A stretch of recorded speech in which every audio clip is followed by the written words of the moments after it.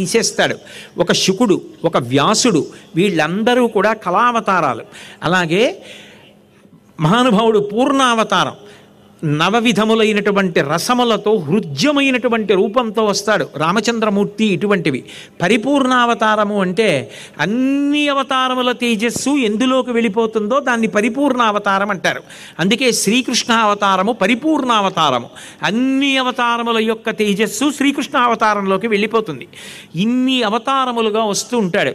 వస్తే వచ్చే ప్రయోజనం ఏమిటి అంటే దాని గురించి వింటూ ఉంటే, చదువుతూ ఉంటే, తెలుసుకుంటూ ఉంటే మనసు శుద్ధమవుతుంది.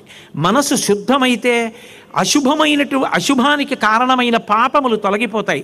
పాపములు తొలగిపోతే సత్పురుషులతో సహవాసం ఏర్పడుతుంది. సత్పురుషులతో సహవాసం ఏర్పడితే దాని చేత మనకి రజోగుణము తమోగుణము తొలగిపోయి సత్వగుణం కూడా తొలగి శుద్ధ సత్వమునందు ఊంచుకుంటాడు. శుద్ధ సత్వమునందు ఊంచుకుని ఈశ్వరుడు చెప్పినట్టుగా బ్రతికిన కారణం చేత చిత్తశుద్ధి ఏర్పడి జ్ఞానమునకు కారణమవుతుంది. ఆ జ్ఞానమే సంసార పరిభ్రమణము నుండి విడుదల చేసి మోక్షమునకు కారణమవుతుంది. అటువంటి అవతారములు ఒక్కొక్కసారి ఒక్కొక్క కారణానికి వస్తాయి. అలా వచ్చిన అవతారం దాక్షాయణి. దక్షుడు అడిగాడు కాబట్టి వచ్చింది. ఈశ్వరుడికి ఇచ్చి పెళ్లి చేశాడు, నేను తరించాననుకోవాలి. కానీ దక్షుడికి అహంకారం కలిగింది. ఈయన నా అల్లుడు, నేను వస్తే లేచి నిలబడాలి, నన్ను గౌరవించాలనుకున్నాడు. ఒకనాడు గొప్ప యజ్ఞం జరుగుతోంది. ఋషులందరూ కలిసి చేస్తున్నారు దీర్ఘసత్రయాగం. సత్రయాగం అంటే ఎవరు యజమానులో వాళ్లే ఋత్విక్కులుగా ఉంటారు. ఎవరినో ఋత్విక్కులుగా పెట్టి యజమాని ఉండడం కాదు, యజమానులే ఋత్విక్కులుగా ఉండి చేస్తే సత్రయాగం అంటారు. అటువంటి దీర్ఘసత్రం జరుగుతుంటే దానికి బ్రహ్మగారు కూడా వెళ్ళారు. వెళితే చతుర్ముఖ బ్రహ్మగారికి ఉన్నతాసనం ఇచ్చారు, సృష్టికర్త కాబట్టి. ఆయన కూర్చుని ఉన్నారు. దానికి ఎంతమంది వచ్చారు అంటే మహానుభావులైనటువంటి సరసిజ గర్భుడు బ్రహ్మగారు వచ్చారు. బ్రహ్మగారితో పాటుగా అనేక మంది మునులు వచ్చారు, ఋషులు వచ్చారు. హవ్యభుక్ అంటే అగ్నిహోత్రుడు వచ్చాడు. అగ్నిహోత్రుడితో పాటు ఆ ఋషులందరూ వచ్చారు. ఋషులతో పాటుగా ప్రజాపతులందరూ వచ్చారు. వీళ్ళందరూ కూర్చుని ఉన్నారు. కూర్చునుండగా ఆ తరణి సమాను తేజుడగు దక్షుడు వచ్చిన ఆ సభలోకి దక్ష ప్రజాపతి వచ్చాడు. వచ్చేటప్పటికీ సదస్యులందరూ కూడా ఆదర బుద్ధితో లేచి నిలబడ్డారు.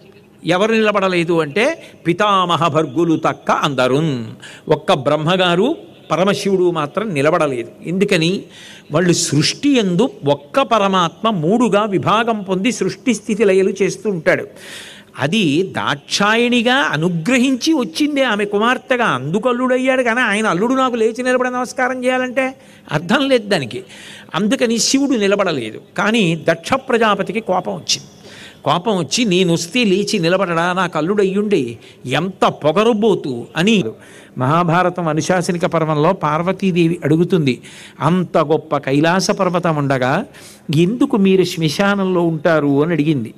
నేను ఉండకపోతే ఉగ్రభూతములన్నీ వచ్చి నగరాల మీద గ్రామాల మీద పడిపోయి ఎక్కడ పూజలు అవి జరగకుండా ధ్వంసం చేసేస్తాయి. వాటిని నేను అక్కడ నృత్యం చేస్తూ నిలబెట్టి ఉంచి మిగిలినటువంటి జనులు పుణ్యకర్మలు చేసుకోవడానికి అవకాశం కల్పిస్తాను. రెండు, ఒక వ్యక్తి వీళ్ళందరూ నాతోనే ఉంటారని భ్రాంతి చెందుతాడు.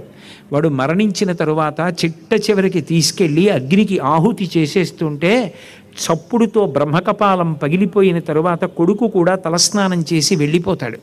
చీకటి పడ్డాక నావారన్న వారెవ్వరు ఉండరు. జీవుడు ఒక్కడు నిలబడిపోతాడు. కల్లరి బొమ్మయవు కాయమ్మునొల్లా అద్దె కొంపలబోలు ఆ లోకమ్ములొల్లా తను పెంచు దొంగలవు తనయులనొల్లా ఎందుకీ భోగంబులిందుకీ మురుపు ముందు చా ఉండంగ మురియంగనగునే అంటారు మానస పూజలో.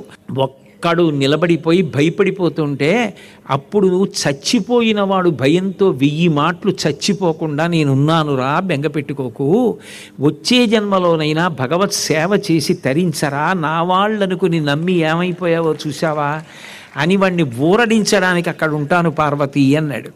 తెలియనివాడు కాదు దక్షుడు. కానీ భగవంతుణ్ణి నింద చేసే ప్రయత్నం చేసినా అది భగవంతుడికి నిందావాక్యం అవదు, స్తుతివాక్యం.